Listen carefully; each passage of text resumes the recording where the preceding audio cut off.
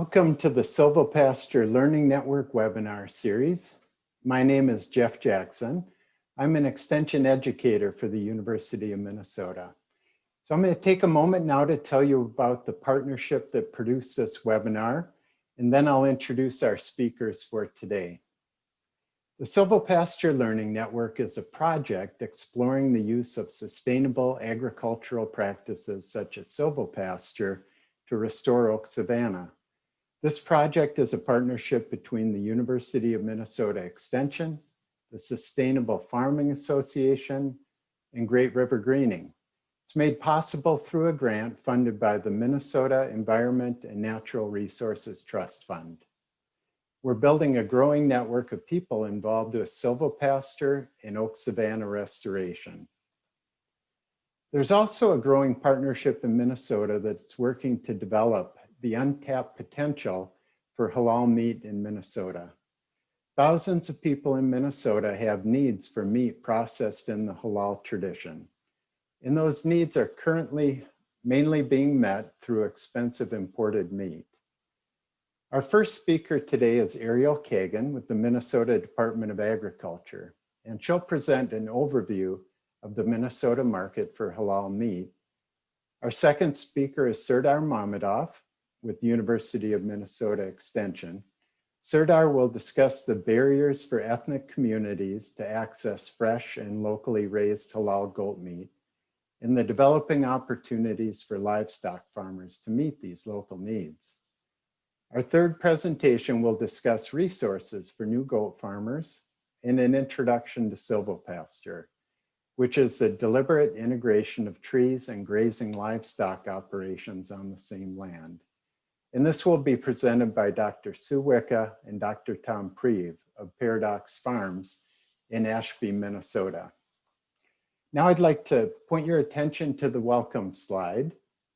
So we'll be ending the webinar today at 2:15, and all of you as attendees will be muted for the duration of the webinar. But we'll be monitoring the chat and the Q&A throughout the webinar. We do encourage you to use the Q&A function, and you can see the graphic there on the screen on where to find Q&A in the bottom menu of your Zoom bar. But we'd encourage you to use Q&A to enter questions at any time during the webinar. We'll have all three presentations, and then that will be followed by a Q&A session. But I know how it can be hard to hold on to questions that long. So please enter questions into the Q&A at any time, and then we'll answer them at the end. If you do have any technical problems, feel free to email Betty Vachorik. We appreciate her helping with the technical aspects of the webinar. As well, you can drop a note into the chat, and we'll be monitoring that also. I'm going to stop sharing my screen, and we're pleased to introduce our first speaker for today, Ariel Kagan with the Minnesota Department of Agriculture. Thank you for joining us today, Ariel. Yes, thank you so much for having me. It's great to be here, and it's exciting to see everybody who's attending and has an interest in this topic. So I'll be just giving a brief overview of the findings of some research that was conducted last summer, 2019, by a research team, including myself and the University of Minnesota Regional Sustainable Development Partnerships, the Sustainable Farming Association, and AURI, the Agricultural Utilization Research Institute.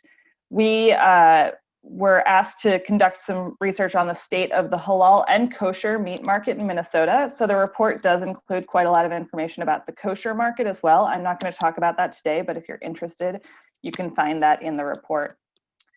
Let's see if I can get to the next slide. So as I said, this was a partnership between many different entities. We conducted the research over the course of about 6 to 8 months, and then published this report in January of 2020. And the project team for this work was fairly large. I think we had 25 primary researchers involved in this project, which really made it so that we could benefit from the diversity of both expertise and geographical insights and networks and see this market from beyond just an economic opportunity, but really the community aspects and the cultural aspects and the animal health and welfare and farm level aspects. So this report really is more of a landscape assessment than a market assessment. And I think that's important because I think a lot of the folks who are listening right now probably care about food systems because it relates to so many other things. It's not just a way to make money, although that's obviously important as well.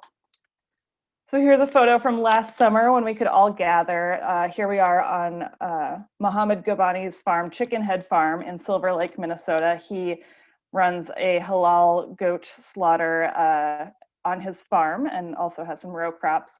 And he welcomed us to tour there, and we brought some community members from St. Cloud and had a really great time understanding what this market is all about and who the consumers are, what the challenges are, and what the opportunities are.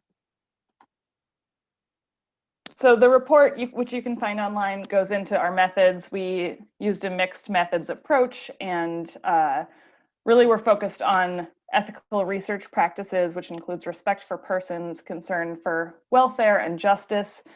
These, the topic of halal meat and kosher meat are both related to faith practices. So this is a highly personal and sometimes sensitive topic. And so we wanted to make sure that we were respectful in the way that we conducted this research. And we ended up talking to just over 100 different people about their experiences in both of these markets. 100 was a lot of people to talk to over the course of 6 months, but we clearly have a lot more consumers in the market than 100. So the study is somewhat limited in that scope, but I think it gave us a really good foundation to continue this work. And today's conversation is directly related to the work that we sort of kicked off with this market study. So what is halal? And I will not spend too much time here because I think Serdar will probably talk about this a little bit in his presentation. And I know we also have attendees here who are certainly experts in this. What I want to really emphasize is that halal is a faith practice. And so because of that, there are many different ways of sort of understanding this. Most anything can be halal, and this is the same for kosher as well. You can have a halal or kosher home, financing, the way that you work with people, all sorts of things can be halal. And it is a core pillar of Islam. So in this context, we're just talking about meat, which is a very narrow part of the halal market more broadly. And when we're talking about meat, it's required that the animal is treated and then slaughtered in a halal manner, which is also called zabiha. And I will just say that we have somebody listening in who runs Zabiha Fresh Meat out of Rochester, which is a great local business that's doing halal processing of goats and I believe sheep as well, and is a great resource and sells fresh goat meat into the Twin Cities market, I believe. And you can find them at zabihafreshmeat.com, or if you Google it'll come up there. So there are, again, many different ways in which the criteria can be determined for what zabiha slaughter includes. So different communities may have different perspectives on things like, does the animal need to be facing Mecca at the time of slaughter? Does the slaughterer need to be a Muslim, or can it be somebody who is Christian or Jewish or of different faith? One thing that is agreed upon very broadly is that other animals cannot witness the slaughter. And then the key thing here that really separates it from what we would see as more standard slaughter practices in the United States is the issue of live slaughter. So we're typically not using stunning in the slaughter process, and the slaughter is done by a cut to the neck with a sharp blade in one motion. The issue of stunning is fairly complicated. There are a lot of different views on this, and a lot of the imported halal meat is stunned before slaughter, which may or may not be something that the consumer base knows about.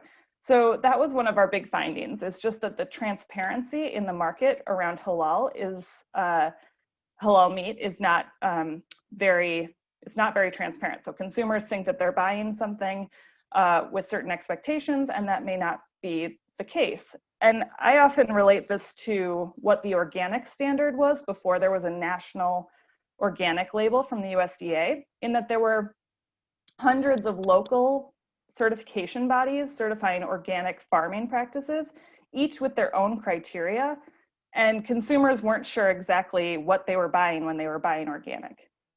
Now, what's important to know is that because of the First Amendment in the United States, there cannot be any federal regulatory framework or state level or any sort of government definition of what halal slaughter or halal meat is. That's something that in the United States, our government does not want to, well, cannot, because of our Constitution, be involved in defining religious practices. And we've seen this actually happen in the kosher market. We saw early in the 1900s, New York and New Jersey both defined kosher slaughter based on the orthodox practices of slaughter, and that was later raised in the Supreme Court and overturned, that it cannot be defined as any specific religious practice in law. So that means that these certification bodies will always have to be third-party independent certification bodies. And I think that's a strength, because this market is very diverse and consumer groups are looking for different things. So it makes sense that we would have different certification bodies that are responding to all of those different consumer groups. Here we have three of the North American labels that you may see in the grocery store. The top one is IFANCA, Islamic Food and Nutrition Council of America. It's based out of Chicago, and it's the largest one in North America. There are hundreds of halal certification bodies. Some are just very local and regional, associated with a specific mosque or Islamic center. Others, like IFANCA, are national and do a lot of export work. You know, there's not, if you go into a halal grocery store in Minneapolis, they may have their own grocer halal certification that they use. And even though there's no law defining what halal is, there is law about protecting consumers against any fraudulent labeling of halal. So if it were found that a product was labeled halal that is not, and the person defining what it is or is not would probably be an Islamic community member or authority, that can be sort of brought up in court, because that is then consumer fraud. So it's sort of an interesting problem that, well, problem isn't the right word, but an interesting issue that we have to deal with in the United States that other countries that have large Muslim populations don't necessarily have to deal with. So for example, Malaysia has their own country standards about what is and isn't halal. Saudi Arabia has their own country standards about what is and isn't halal. So that sort of sets us apart. And a lot of certification bodies match their criteria to Malaysia or Indonesia or Saudi Arabia, because those are large export markets. And so they want to meet those standards in their own countries so that they can export to those markets. So I work for the Minnesota Department of Agriculture. I'm not in a regulatory role. I am not a meat inspector, but I work with our meat inspectors, and they're a great team, and they are you know, happy to support on issues related to halal and kosher slaughter. So I was just going to give a quick overview of processing. There are 3 different types of processing for meat in Minnesota. There's the USDA inspected plants, which means that you can sell over state lines and export. Then there's our State Equal To program, which is state inspectors inspect the meat processing, and that meat can only be sold within Minnesota, but it can be sold to restaurants and schools and hospitals and at grocery stores, but it just can't be sold outside of the state. And then there's the whole landscape of custom exempt meat processing, where it's only if you own the animal and you take it to a custom exempt slaughterhouse, they can slaughter it and give it back to you, but you cannot sell that meat. It's marked with a stamp that says not for sale, And that's how we see a lot of the direct marketing of meat happening in the state, because we have more custom exempt capacity in our state. So, you know, if you've ever seen folks who are buying a quarter of a cow, that's most likely going through a custom exempt plant because they buy the live animal ahead of time and then it is returned to them in cuts. In terms of halal or kosher slaughter, the process to change from that stunning to not stunning does require a little bit of paperwork. So it's literally one piece of paper. It's this form here, the application for exemption to utilize ritual slaughter. And I do want to say that it's not an exemption to the humane handling laws of livestock in this country. Our humane handling laws are, you know, that you cannot be exempt from them. And live slaughter is defined as one of the 2 forms of humane slaughter in the United States. So this is really an exemption to standard practice. So just sort of the fact that most all meat slaughterhouses are using stunning. And so if you are going to veer off from that practice, you need to document why, how, and what, you know, what you're going to do. And you need to have the name of the person performing the slaughter and the type of ritual slaughter being performed and the reason for requesting the exemption. But again, our meat inspectors at the state level are very, you know, capable and knowledgeable about all these things and can certainly provide assistance on anything related to getting this exemption filed. At the federal level, it's the same sort of deal. There is a similar form that you have to fill out with the USDA during your grant of inspection. And that defines, again, just halal or kosher or other types of religious exemptions to the stunning process.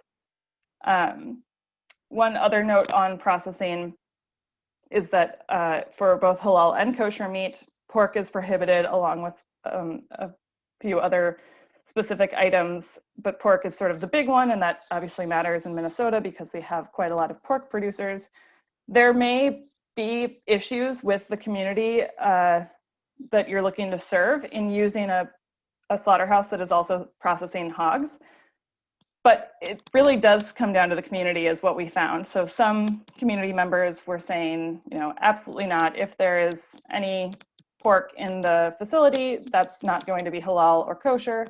While other interviewees that we talked to said, you know, if they do the halal on a Monday morning and then later in the week they have pork and then the facility is completely cleaned before they go back to doing halal, that's okay, you know. So I think it just comes down to, again, that transparency and making sure that the expectations are clear. So in Minnesota, when we're talking about the halal market, we're mostly talking about our Muslim population, and we have approximately 150,000 Muslims in Minnesota, and this is an extremely diverse group. The plurality, I guess you would say, is of Somali background, so that's about 46,000. These numbers might be a little dated at this point. I think it's from a 2015 report, so this is probably a larger number at this point. Not all Muslims follow Islamic dietary rules, but a lot of them do. And also not everybody who's looking for halal meat is a Muslim. So there are many other people who look for the halal label because they see it as an indication of quality or specific practices that they want, even though it's not associated with their own faith practice.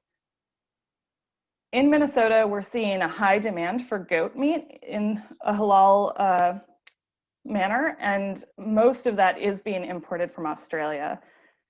We also see demand for beef and some chicken, and those tend to have better domestic supply chains just because we have more beef and chicken in the United States in general, but not a lot of this is coming from Minnesota. So we're at least exporting from, or importing, I guess, from other states for those products. I did see somebody in the chat before I started talking, and I'm not monitoring the chat right now, so I'm sorry if I'm missing things, but somebody asked, said, I heard that most of the Australian goat meat is sort of feral, and that is true, that a lot of the Australian goat meat is these wild goats that they sort of round up and slaughter in a halal way and then export. And that means that the input costs are obviously very low, because these are just nuisance animals is basically what they were, and they were just culling them before, and then found that there was a market for halal goat meat and sort of developed that in Australia over the years. So the price point of Australian goat meat is, when we were doing this research, was about $5 a pound, and that is pretty low compared to the production prices in Minnesota. And I'm sure that Sue and Tom can speak to that a little bit more as well. But I think that with any direct marketing of any product, you do need to think about differentiation. So if you are thinking about entering the halal goat meat market in Minnesota, you probably don't want to provide the same exact product as you can get from Australia. So frozen cuts would probably not be where there would be a lot of competitive advantage for your product, but really focusing on the branding around local, fresh, making sure that the community that you're serving, if they have any specific preferences around age or size of that animal, those are all things that can set your product apart and may be able to garner a little bit of price premium for you. So here are some photos. Serdar actually took these, so I'm stealing his content. Thank you, Serdar, from up in St. Cloud, just showing you a little what this Australian goat meat looks like when it comes in boxes, and then how it's cut, packaged, and sold at retail. So you can see it's sort of cubed into stew meat and with the bone in, and then sold by the pound. So we made some assumptions about consumption of halal goat meat specifically for the Somali population. So again, we're really narrowing down this halal market from sort of everything to meat, to Minnesota, to goat, and to just the Somali population. And so that means that there is quite a larger total available market, but for the purposes of our study, we really honed in on this subsector. And based on our interviews and some other literature that we found, we were able to estimate approximately the total demand for that subsector within the market.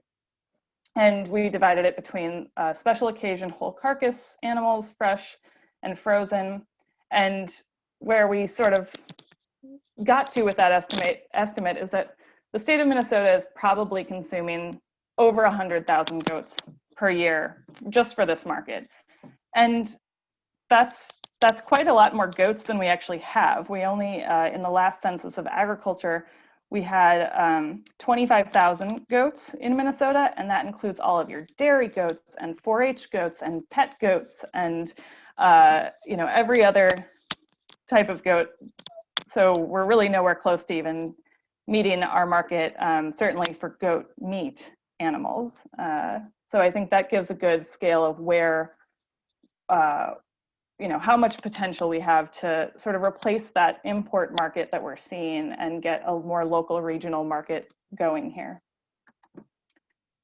And then just a note on goat marketing, and I'm sure that others can speak to this as well, but one limiting factor here is that we don't have a very good goat market set up in Minnesota or the United States, really. So the main ways that people are marketing their goats is through direct-to-consumer sales, maybe at the auction barn.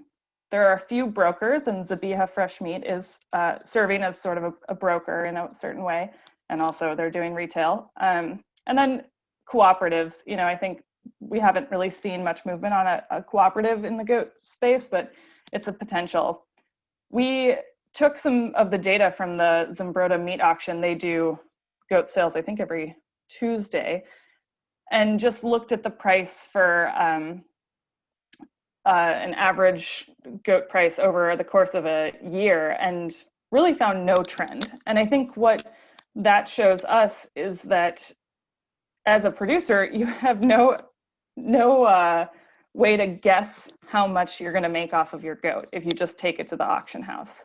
You could show up one week and get over $3 a pound, and you could show up another week and get almost $1 a pound. And that's not a good way to do business planning. And that's a really very insecure place to be building any sort of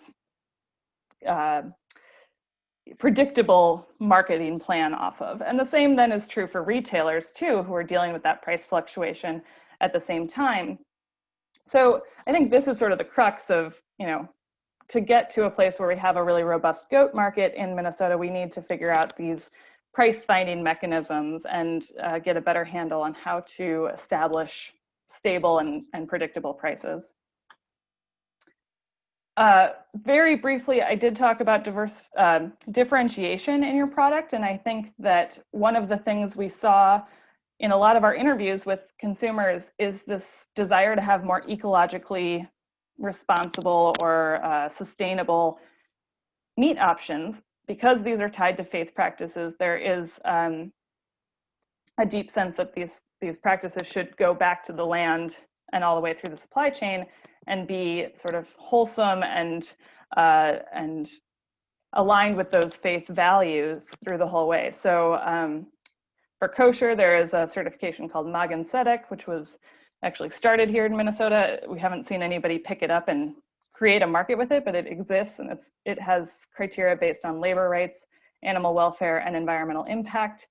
Tayyib Halal is sort of a bubbling up idea within the halal market, which just means it's wholesome halal and can include more explicit requirements for animal welfare and environmental concerns. We've seen a few of those businesses popping up on the coast. So especially in the New York area, there are a couple different businesses that are working directly with farmers to sell halal meat that is grass-fed and regenerative, using organic practices, and they're marketing it as Tayyib Halal. And then I think on the flip side of this, who's raising these animals? We want to definitely think about opportunities for existing and established farmers to enter this market. But I think we also know that grazing value-added livestock, these small-scale ruminants, is a really good entry point for emerging farmers and people who want to start their businesses. And so we can be thinking about this whole market as a good stepping stone to promote new farmers and get more farmers on the land. I think I'm probably getting to my time, so I'll just say the biggest takeaway here is that no one size fits all. It's a really complicated and diversified market, and there needs to be sort of you have to embrace that complexity when you're entering this market. And then I'll skip down to the bottom and say one of the most important takeaways for me in this research was that food can be a part of community and economic development strategies. And the conversations that we had over the course of the last year about this topic have really built a lot more community bridges between our rural agricultural communities and our more urban new American communities in ways that I find really exciting. So that's it. That's my email. You can find the report at that URL, and thank you so much. Thank you so much, Ariel. That was great. And I am going to share my screen while I introduce Serdar Mamedov with University of Minnesota Extension. And he will be talking about barriers and opportunities for Minnesota-raised halal meat. And okay, Serdar, can you see my screen? Yes, I can. Thank you. Okay. Excellent. Well, thank you, Jeffrey, for the introduction. Indeed, there's lots of similarities between you will find between my presentation and Ariel's. So that's because we're talking about the same topic. So today in my presentation, I'll be using the word halal quite often. And recently this has become very common in our ethnically and culturally diverse communities, right? Although most people still aren't sure what it means. As Ariel already mentioned, there's different interpretations of halal, and it makes the conversation about this topic challenging, not only for educators like me, but also for Islamic scholars and Islamic law experts. So today we live in local communities that are very diverse than ever before. So there are different ethnic, cultural, and religious groups, and many of those groups have various norms, beliefs, and values. One group that I'm going to talk about is Muslims. Muslims aren't a homogeneous group. Muslims came from they come from different cultural backgrounds and experiences. However, all Muslims are obligated to live their lives halal, including eating only halal food. There is a study that indicates that for many Muslims, the consumption of halal meat is the way to express the Muslim identity. And another study says that 75% of U.S. Muslims follow halal diet. As you can see, these studies clearly demonstrate the importance of halal food for Muslim communities, and that Muslim community should have access to halal meat. Next slide, please. So, I want to provide a little bit of a definition of different terms and words here. Halal is an Arabic word meaning lawful or permitted. In reference to food, it is the dietary standard that is prescribed in the Quran, the Muslim scripture. The opposite of halal is haram, which means unlawful or forbidden. These terms are commonly used in relationship to food products, but not only. Halal and haram dichotomy applies to all facets of Muslim life, including cosmetics, personal care products, could be pharmaceuticals, could be finance, relationship, and many other aspects. For example, the halal requirement in pharmaceuticals and cosmetics is driven by their respective ingredients that are, in many cases, not halal. They may contain pork or pork byproduct. So product containing alcohol are also not permissible. So to consume or to wear, as they would be considered impure substances. So while many of these things are clearly halal and haram, there are some things which aren't clear, and more information about the product is needed to determine its status. So and then there is a specific word for that, and it's called mashbuh, which means doubtful or questionable. Next slide, please. So, all right, you may ask, what is halal meat, right? In the meat and poultry food industry, animals such as cows, whale, lamb, sheep, goats, they are considered halal, but they must be prepared according to Islamic law in order for their meat to be suitable for consumption. Generally, fish and seafood, with certain exceptions, for example, like alligators or crocodiles or frogs, those are forbidden, but fish in general are acceptable for Muslims. So the meat to be considered halal should be raised, slaughtered, processed, packaged, and transported and stored, and then also including selling it should follow the halal integrity standards. Next slide, please. Now I'm gonna talk a little bit about the global halal meat market. As you can see, the current data demonstrate that the prospect for halal market is very promising. Muslims present a huge global market for halal food products. And in general, Muslims strongly follow their religious principles and are very sensitive over the halalness of their lifestyle. According to this bar chart, as you can see in 19, the global halal meat market was valued at $511 million, and it's expected to grow at the rate of 6.3% during the 2020-2029 period. Also, halal food industry uh, uh, in the U.S. Is expanding very rapidly. A growing Muslim population, along with non-Muslim consumers, drove overall halal food sales to $20 billion in 2016, which is a significant increase compared to previous year. Next slide, please.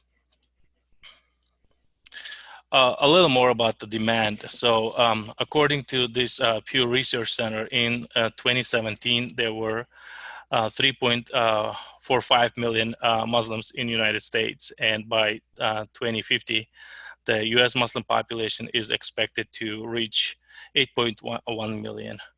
And then it has been assumed that the trouble soon to be faced by the halal market is a shortage of demand. But contrary to prior beliefs, the shortage is on supply, not the demand. Halal meat could be a great business opportunity. So, and then until recently, the food industry has largely ignored the Muslim consumers market. One study indicated that on average, 30%, from 30 to 40% of the grocery items in the US supermarkets are kosher. However, halal food products on the shelves of the supermarkets are rather limited. Next slide, please. So now take a look at the typical halal meat supply chain. Generally, halal food supply chain refer to the process of supplying halal food from farm to fork while preserving its integrity, which is called halalness, right? The typical halal meat supply chain includes farmers, slaughterhouses, meat processors, wholesalers, distributors, retailers, and final consumers. There is always a risk that halal integrity could be compromised throughout these phases of supply chain, and thus the meat will no longer be permissible for consumption by Muslim consumers. So to mitigate the risk of halal meat supply chain, a great level of partnership and collaboration between the different partners of the chain should be maintained to ensure the trustworthiness of halal food supply integrity. And then this implies to be able to openly and timely exchange information, maintaining, as Ariel already mentioned a few times, maintaining transparency and traceability, and incorporating integrity checkpoints at each stage of the chain. And this would definitely benefit everybody across the whole chain. Next slide, please.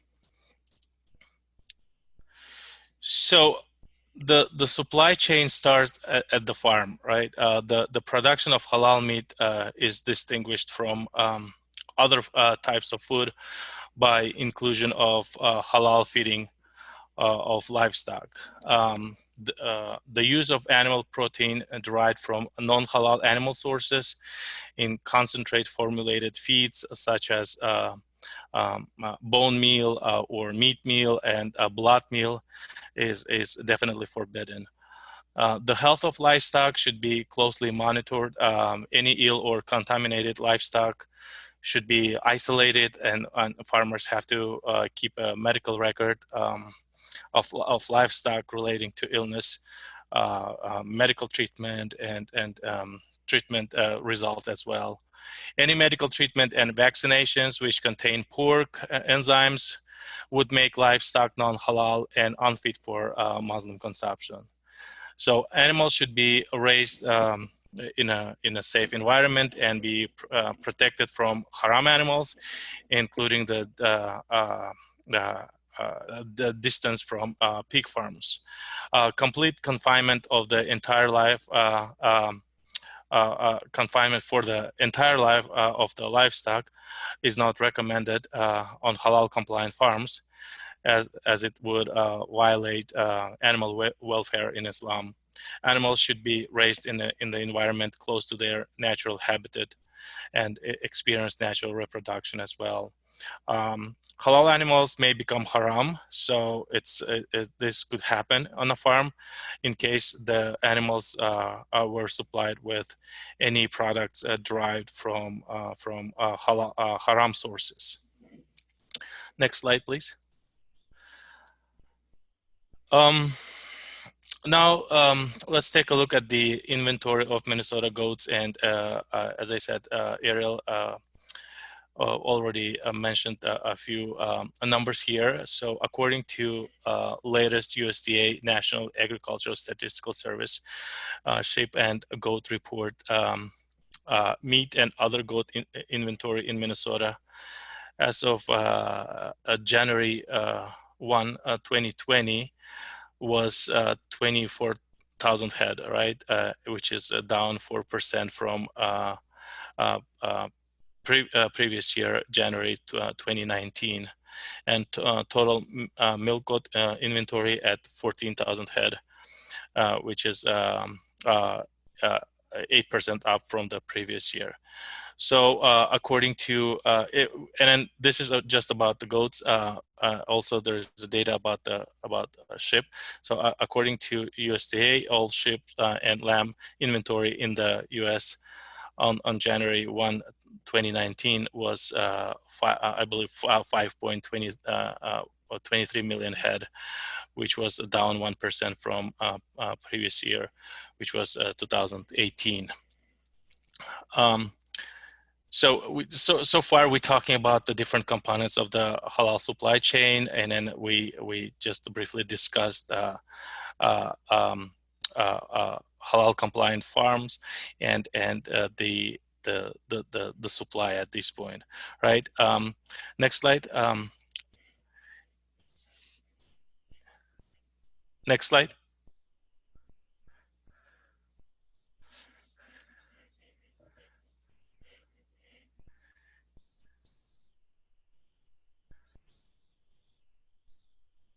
Jeffrey?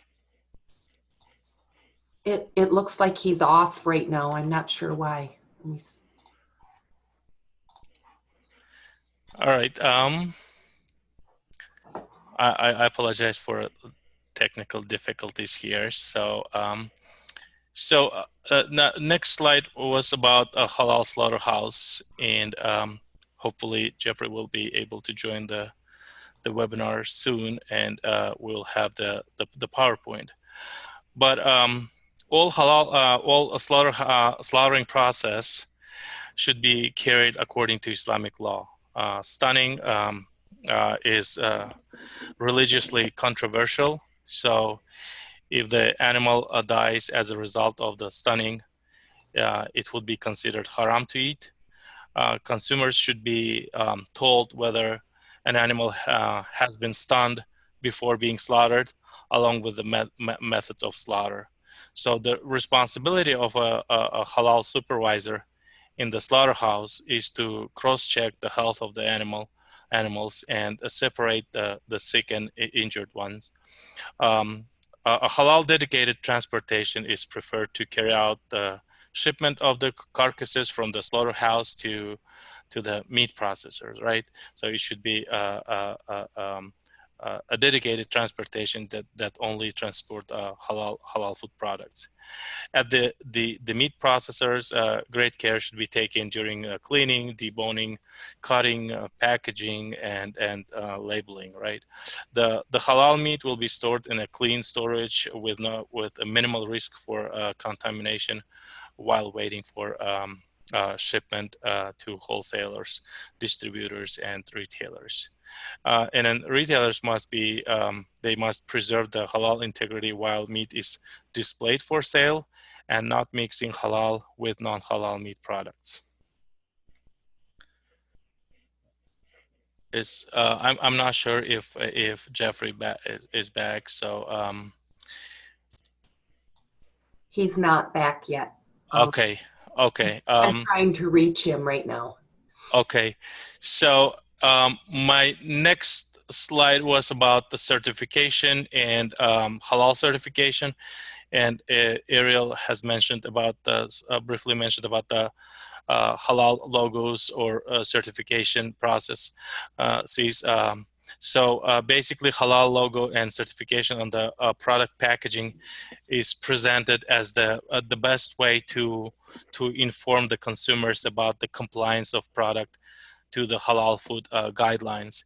So, however, there is a possibility of misleading consumers through fake logo or certificates that are still those risks are still exist and present. So this happens because there are a variety of halal certifying authorities or agencies in some Muslim and non-Muslim countries, which resulted in multiple halal standards and doubtful halal certifications. So in the United States, there are quite a few halal certifying agencies, including these that are on basically on my slide that I can see it right now. So it is Islamic Food and Nutrition Council of America that Ariel has mentioned, IFANCA. It's located in Illinois, and Islamic Services of America that is located in Iowa. These two certifying agencies, they are internationally recognized. In 2019, the Department of Islamic Development Malaysia, they published a list of recognized foreign halal certification bodies and authorities, and that list includes 78 certification authorities in 45 countries across the world, and only 2 agencies from the U.S. are included in this document by the Department of Islamic Development Malaysia, and those agencies are IFANCA and Islamic Services of America in Iowa. So as I said, the certification is and then logos are very important, and then specifically if there is no established relationship between producers and consumers. So at this point in Minnesota, we don't have our halal certifying agency here. So if we need to certify any facility or farm, that would be the choice would be just calling to IFANCA or Islamic Service of America in Iowa. There's a work that is being done in St. Cloud. We are trying to establish a local certifying agency that will be located in central Minnesota and will be providing services to local farms. So, but this work is just in the beginning. So there's a lots of conversation about this topic, and hopefully it will be kind of developed in a maybe next or because year, because the COVID has significantly slowed down this the progress of this of the project, Halal Meat project, and but the certification was part of this conversation. So basically an inquiry from the consumer to verify the origin of halal meat should be welcomed by the seller by granting him the right to look at the halal meat certificate. So at this point, because we don't have our local or a Minnesota-based certifying agency, that's the fresh meat, a halal fresh meat that is being sold at some ethnic stores. They don't have a certification, and they don't have those approved logos. So I would say this might be an issue for some consumers, because people would like to know where their meat is coming from, and they would like to be able to kind of trace back and then just verify if it's indeed halal and in compliance with Islamic law. Because for a Muslim community, this issue is pretty much it's very important, I would say. So I have several recommendations for people who are willing to explore halal meat market and kind of take the advantage of this existing halal meat markets. So I would say that I'm cautiously optimistic that this market is very I would say present a great opportunity for local meat producers. So if it's done right, it should definitely work. So and then today might be the right time, because tomorrow I like to say that tomorrow might be late. But there's certain things that you have to do prior entering halal meat market. First, you should educate yourself about your area halal meat market, as it may express different trends, right? So you need to seek out the potential partnership with and collaborations with Muslim communities in your area. Use this information that is presented in this webinar to make an informed decision whether or not this opportunity meets your unique needs. Explore available and very important credible resources about the halal meat production system. Build business relationships with local Muslim retailers, and definitely connect with University of Minnesota Extension for more information.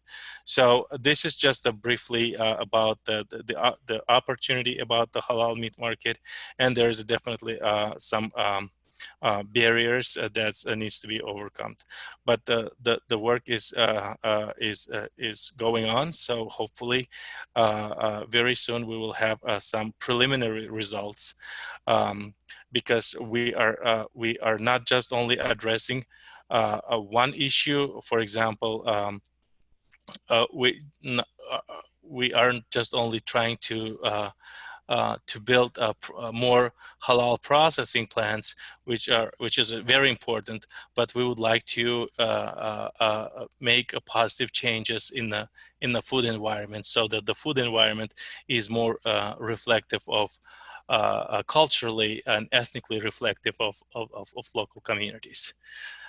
So and then that was my last slide. So. And then if you have questions, just please reach out to me. Thank you. Okay, I think there are a few questions, but I think we'll hold those till the end. Jeff lost his internet at home, and so he's trying to connect with phone, and he might be trying right now.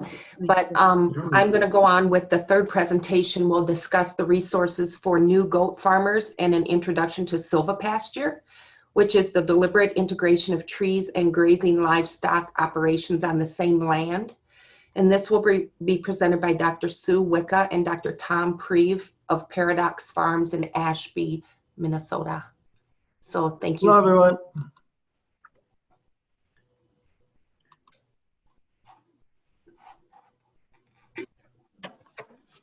Did you click the sound? Yep, it was there.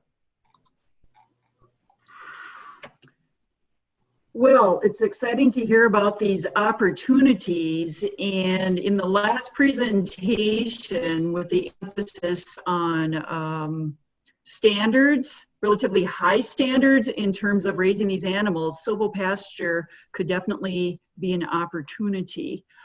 Tom and I have had goats for about 15 years. We were experienced animal people before we brought the small ruminants into our operation. What we're going to talk about for the next 15 or so minutes is something that when we teach classes for the Sustainable Farming Association, we do in 3 weekend courses. So this is really just a snapshot.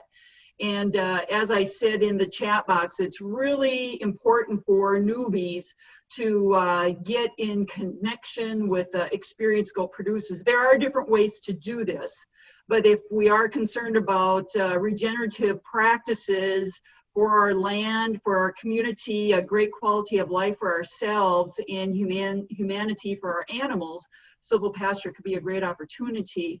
So sit down, work with your holistic goal, think about what you want for your future, for your land base, for yourselves. Think about how much time you like to spend with your animals. Do you like moving fence? Do you like visiting with your neighbors if you don't have your own land base and you're going to work with them? What is the quality of life that you want for yourself and for your animals? And of course, for resources, there are economic issues with getting started. There are some key pieces of equipment that we recommend that people get in line if you're going to do this as Silvopasture. But again, think of the knowledge resources here, the Sustainable Farming Association and their many networking groups, the University of Minnesota. We're going to talk a little bit about a great equipment supply company, Premier One, that also has very good education, experienced producers. Beware social media. Oftentimes people are publishing and they maybe have a few months of experience or only a year or so. So it's good to look at it, but take that with a grain of salt. We love goats. Goats fit in well, as you could see from the last picture. We live in the oak savanna, and it was a oak savanna that was very overrun with just impenetrable underbrush. And it's real goat country. It's good small ruminant country. And goats do love trees. Goats are very mischievous. They have a lot of personality. For those of you who are new to goats, they're very much like what I would say a big Labrador dog. They like the scratches. They like to have connection with other folks. And we definitely do recommend that you get nice goats, particularly for the newbies. You don't need to start with inexperienced or wild types of goats. So we're not running feral goats here. We've had small ruminants in our system for the last 15 years, primarily to rehabilitate our oak savanna. So can you see the 4 goats in this photograph? So they are helping us to clear the underbrush, right? And you might be thinking of Silvopasture in terms of restoration of the oak savanna, or you might be thinking about grazing or browsing lanes in amongst nut trees and such. And the small ruminant can help you in that process, but they do need to be managed. Note here, we generally are running always what we called our tribe. It's a troc. There's sheep mixed in with our goats. The sheep also do some browsing, but note that that's the goat's specialty. Note where their heads are, right? And we live where there's a lot of bur oak, and they definitely enjoy that. But again, that's a seasonal browsing and grazing that they're doing. So we also need to think about the off season if we're going to do stockpile grazing or if we need to have other feed sources in reserve for these animals. One of the only times that a goat's going to have their head down to eat. They're very finicky, and that's what makes them a very, I always like to think, a clean meat. What everybody says, the stereotype that they'll eat anything is not true. I find our goats to be extremely finicky. They don't want to eat anything that's on the ground, except when it comes to the acorn season, and they will have their heads down. All of our animals, small and large ruminants, the horses, the turkeys, the ducks, everybody loves harvesting those acorns. So it's a really, really good food source that definitely will put the fat over the rib cage for those animals and get them ready for market or really getting them producing a lot of milk. I mentioned earlier that goats like trees. We do provide, when the goats are up in their winter corral area, we bring in some popple branches late winter, early spring to serve as an anti-parasiticide. So they eat the bark there, but note that if you look up here and see this photo, if you have the goats in your apple orchard to do work, they can debark things. So if you have coppicing needs, your goats can probably serve those needs, maybe not in one season, but they do love that bark. And that is one of the specialties of the goat, is that they're the small ruminant who really takes advantage of these high lignin foods and can turn it into delicious milk, very flavorful meat, and they're very ecological in our system. So we'll move on now to a little about animal performance and basics. And of course, Goats are small ruminants, so that means they eat only grass, and they have the four stomach thing going on. So and we always want to manage for optimum performance and take care of our animals' performance needs and selecting that animal that fits into our system. And one way to do that is you develop a real eye for your animals to make sure they are getting those needs met. And we talk about in the ruminant physiology here of pear apple shape is what you're looking for. So over here on the left side is the giant apple where the rumen is, the giant fermentation vat. And over here on the right side is the pear. So that's what you want to see out there that indicates that you have adequate forage. If both sides look like this, you don't have it. They should be full. And we throw this in here. If you're new to animal management, especially grazing animals, you can't start too small, but you can start too big. And we would definitely also add in there, handleability or tameness is huge. Anything to add? And we do a lot of rotations. And you can see here from these pictures that we're not in the savanna at this point. We have some open pastures that we utilize as well, and goats do fine there. They prefer to browse, but they will happily graze. But we always try to graze everything at knee high or higher. The classic sheep pasture looks like the top of a pool table. And that is why they run into parasite problems, one of the biggest reasons. So this is a huge help by rotating often enough and then giving your resource rest. And that is true whether it's brush or grass to prevent the parasite cycles.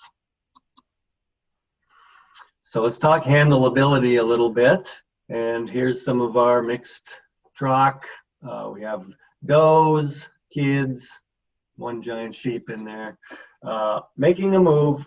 And you can see there's some trees in the background, but they're in solid grass here in early spring in our brome-dominated system out in our pastures here. And so therefore we have to adapt our grazing to that to meet the animals' needs. The stuff we want them to be eating in the vegetative state, which means the top nutritious part of the plants. So they're in their paddocks a very short amount of time, and then they're moving on. And they learn quickly what's going on. We swing that gate open, and they're there, ready to go, and just very eager to go get their new snack. And see what we have up. And here you can see just the little way we do it. This is a big cell, we call it. We have like 7 cells on our farm. We have over here on the left side, you can't quite see it, it's off the screen, is a big dividing fence. And here's the next one, if you can look carefully back here. And because our animals are trained and tame, we can get about 2 wires for all this very easily, and our perimeter fences are just 3 wires. And that is not what you're going to read about the standard goat literature. And note there that we lead animals, we don't chase them. And as is so nicely indicated in humane treatments, you have to protect these critters. Everybody likes sheep and goat. So we use combination guard dogs. Bells are a big friend for us. I think it throws the predators off.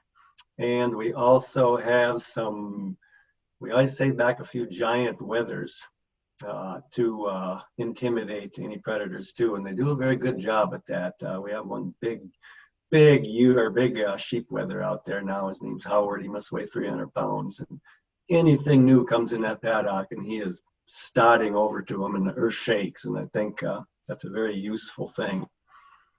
A lot of that stuff we kind of just discover by accident along the way.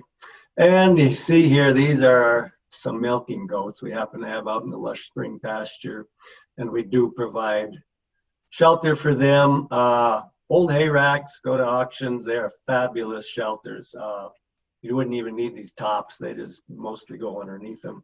And seems like we have to worry about shade in the high summer more than rain protection. Here's another picture out in the pasture. Trailers, also when you're at auctions, keep an eye out for old trailers. This, you can see, is not a fancy item, but all of our animals know what a trailer is. And it's very handy when it comes time to move them around. A lot of times, in this, particularly in the silvopasture business, we're bringing them to kind of remote locations. So we walk in there, shake a little oats. We do not routinely feed oats, but everybody knows what oats are. So they're useful as a catching tool. And they all hop in there and we go to the next spot. They kind of, again, learn to know what's going on, but it's a training thing, and you don't want to train them the day you want to move them. When they're comfortable with you and you're doing it. So the trailer's their friend. Go ahead. Of course, then there are times when they're not going to be out in the rain. So what are you going to have for your corral facilities? The nice thing about the small ruminant is that you don't need the most heavy duty panels that are available out there. So these are some lightweight panels, and I believe we got these at our local farm supply store, and that we can quickly set up some of our little catch pans for them to use. Note the other thing that's really nice about the small ruminant, particularly for those of you who are thinking about getting into this, they're very family friendly. You know, if they step on your toe, you're not going to maybe lose a toe, so to speak. So particularly for children, they are the right size. And just a reminder, don't forget about winter and kidding facilities. This is just an example of a pretty fancy indoor spot where we do some kidding. And outdoor, you can come up with a lot of creative little shelter ideas for sheep and goats. Again, they're handleable, they're small. It's pretty easy to tuck them here and there and give them a little bit of shelter. We use a lot of these livestock panels and hog panels too. Livestock panels are probably better for more of a winter permanent deal. Just quickly, go ahead. Good fences make for good goats. So probably the most common question I have is, are your goats on your pickup? Are they in your yard? Are they on your porch sitting in the sofa? No. Good fences make for good goats, right? So, you know, why are animals out? You know, we need to have good fencing. We need to make sure that they are provided for. They need to have food to eat. They need to have water to drink. They need to have their salt, right? The other reason why your animals might get out may have to do with predators. So you need to know about that. Don't leave the gate open, right? So there are a lot of reasons that goats maybe have a bad reputation, but we will focus a little bit on how you can help yourself by starting with some good fences. Training. And I'm going to start this little video and then Tom can visit about it a titch. This is in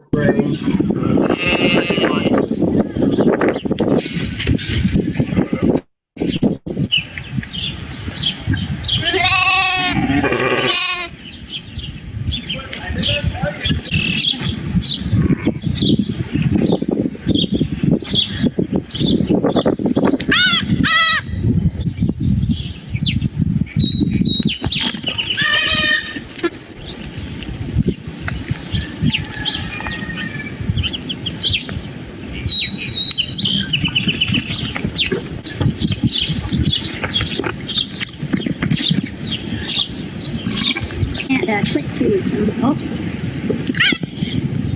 So I think you get the idea there.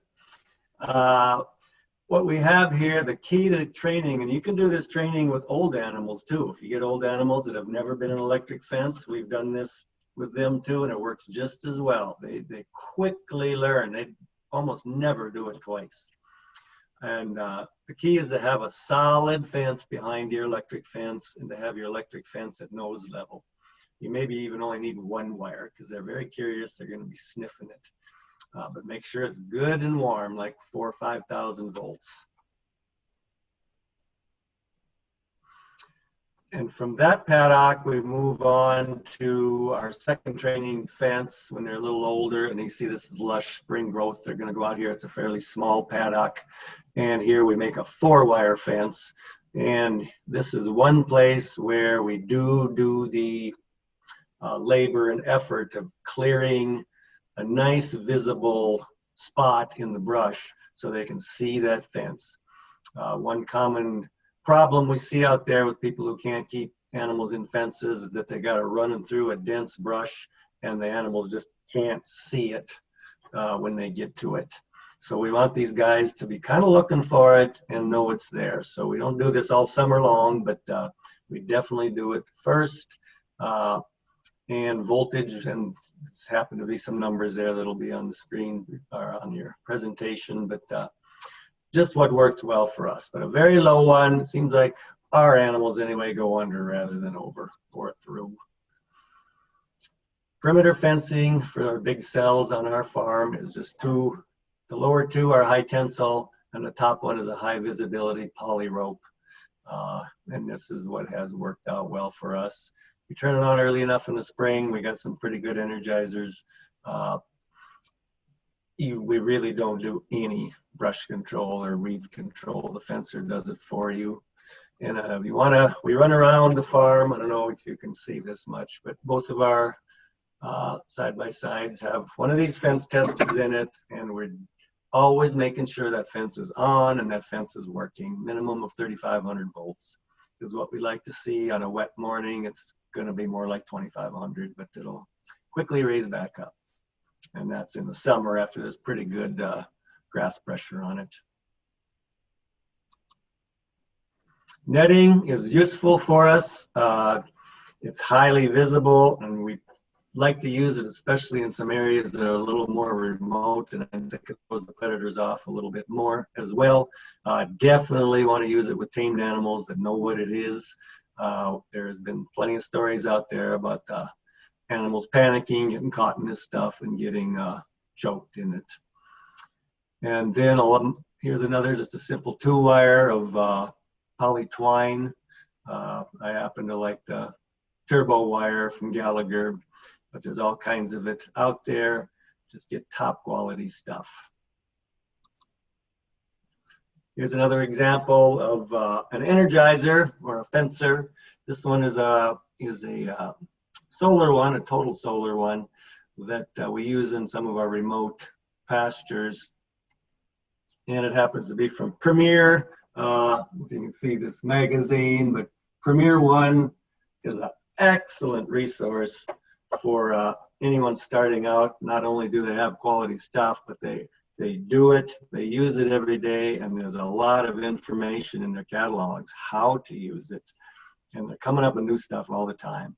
So it's a good thing just to peruse. It's a nice activity in the winter, kind of like looking at screen or seed catalogs to see what's out there and imagine how you're gonna do your fencing. This is their poly rope up here. Mini reels we use for cross fencing. We use big geared reels for our longer fences. Many options for portable fencing out there, and use what works for you. So that's the very quick overview on fundamentals of silvopasture. Again, start small. Get used to the unique nature of goats, and I will guarantee that you will enjoy having them because of their fabulous personality. So I guess we're ready to take any questions.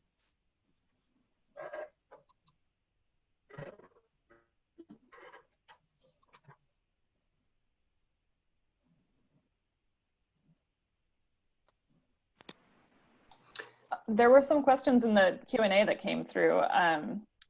How big are your paddocks and how often do you move the animals was one.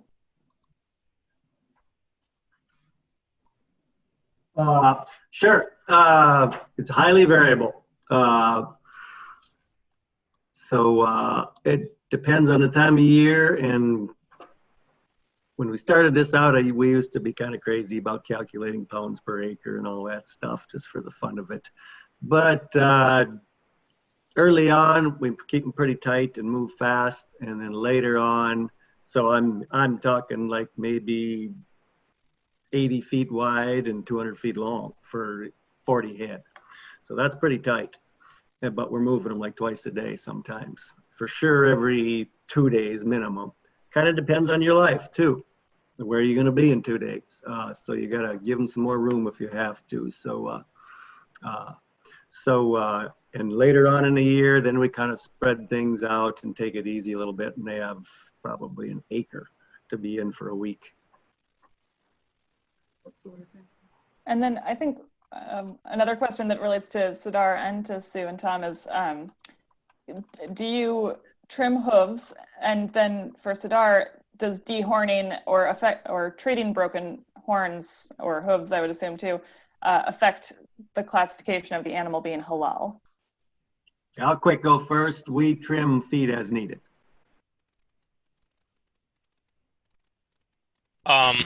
Ariel, can you repeat the question if you don't mind? Sure. Does the dehorning of goats or a broken horn affect the classification of a goat being halal?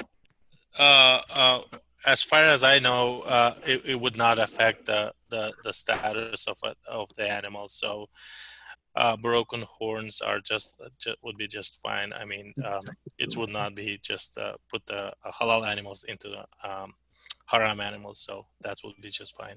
Yeah.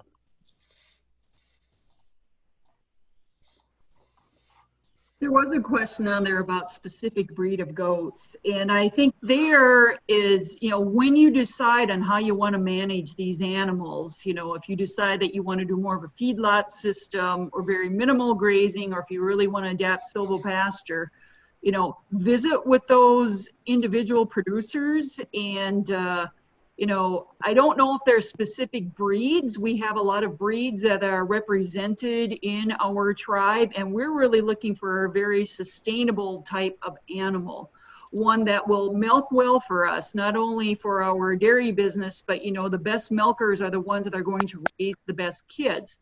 And if we're talking about dealing with silvopasture and, again, meeting the nutritional needs of those animals, if you're expecting does to milk and raise babies and then get ready for breeding the next year, I mean, we're really looking for a very high performance type of goat. So you really want to be selecting your breeding stock from people who have been doing that for several generations.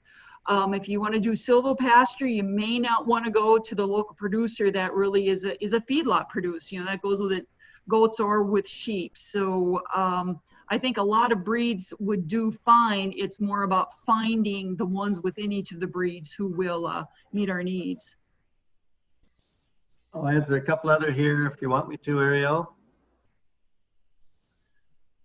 How do you protect goats from young trees? I assume that won't be a problem, but to protect young trees from goats is a big problem. So you're gonna need a heck of a bigger enclosure than you think. So we avoid doing it at all. Have your young trees outside the fence. Solar fences. Most of our fences are not so. We mostly use energizers back at the farm. And there was a question that came through the chat on the issue of tree varieties. Also, are there tree varieties that are not compatible for silvopasture with goats? I guess we've not found that. It's always the poison is in the dose, right? There's so many things that, danger, danger. Technically they say, nothing's supposed to eat an acorn either. But, we know that the high lignin content is not, is a good worming for these animals. So, we've not found anything particular, but I suppose if you only had one variety, that there could be something unique to that. But, they are eating a lot of that stuff, that people are calling weed trees, and we've not seen anything like that. So, but that might be for someone who's in, who may know more about that, but we've not found that. Great. There was another question that just came through. Are there taste differences between breeds of goats? And I'll start on that and just say that there is a difference specifically between meat goats and dairy goats in terms of the preferences within the goat consuming population in Minnesota. There's definitely a preference for meat goats and Boer goats, which tend to be smaller and have more meat on them. And then younger goats also have a different flavor than older goats, and there's just different preferences within different communities for how they're going to prepare that goat, and so what age they want the goat to be. And Sue and Tom or Serdar, I'm sure, can add to that as well.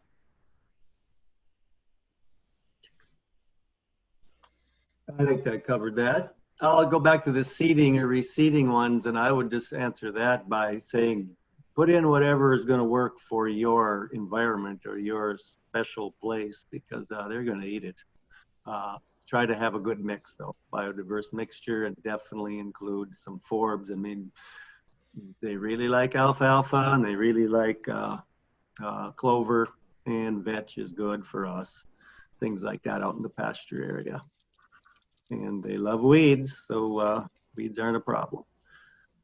Are ticks a concern? Not really, I guess.